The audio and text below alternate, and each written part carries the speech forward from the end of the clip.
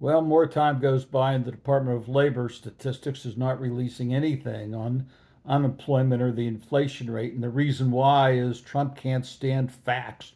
It's the same way he can't stand the Epstein file, but there's going to be a downfall coming, and it's not going to be long.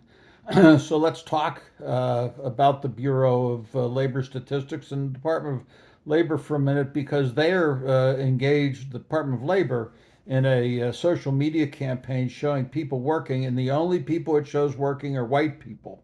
The maybe it's because they're expecting all the black, brown, and other people to have management jobs, so that finally we'll see white people in the fields picking strawberries, picking cotton, picking oranges, picking lemons, and doing the work that until now they said they weren't fit for. So it'd be nice to see them out in the fields. It'll give us a nice feeling to see white people actually working in the fields.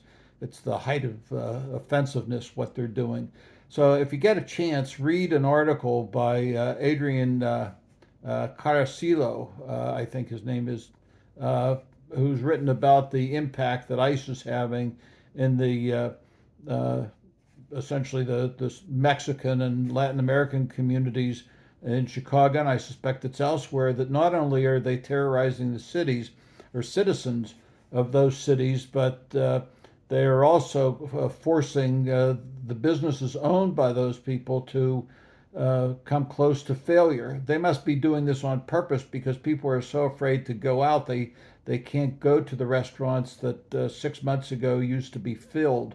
This is what Trump is looking for, the to make life miserable for as many people as is humanly possible. And but we're not going to put up with this nonsense. So what else is going on?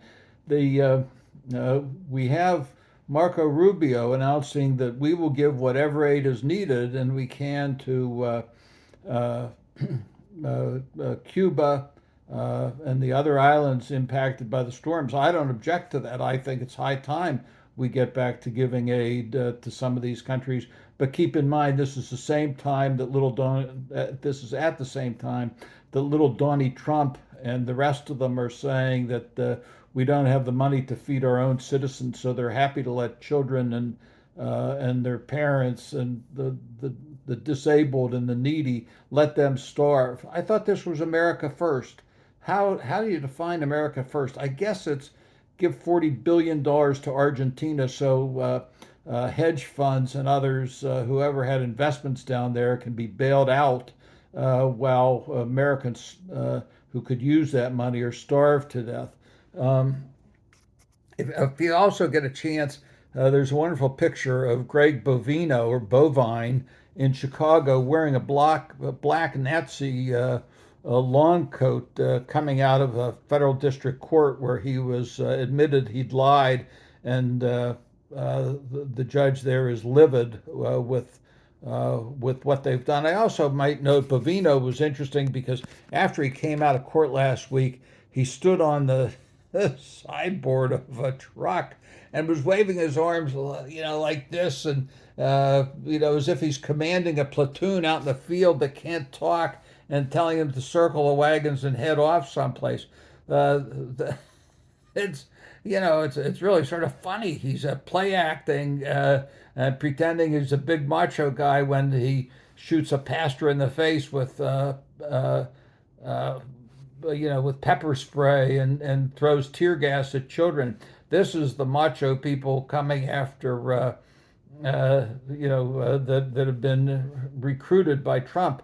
And if you think of it in sort of a humorous way, to think that the U.S. Attorney for the District of Columbia, Janine Pirro, goes to trial against a guy who threw a sandwich, a sandwich at an ICE person who said he was scared to death of being impacted by a foot-long subway. I mean, if this is the type of people we have at ICE, maybe Botox Pete has a point that we need people to have a better warrior mentality. This is the height of stupidity, but it also demonstrates how incredibly dangerous these people are and what they will say and what they will do. at the drop of a hat. Again, as I said the other day, courts are beginning to hold them account. I spent a lifetime as a lawyer and in courts around the country. The most important thing you have as a lawyer is your reputation of being truthful and candid to the court and putting on witnesses that are truthful and candid to the court. The administration's lawyers are losing that reputation, in fact, have the reputation otherwise, that they lie and they repeatedly lie and they provably lie.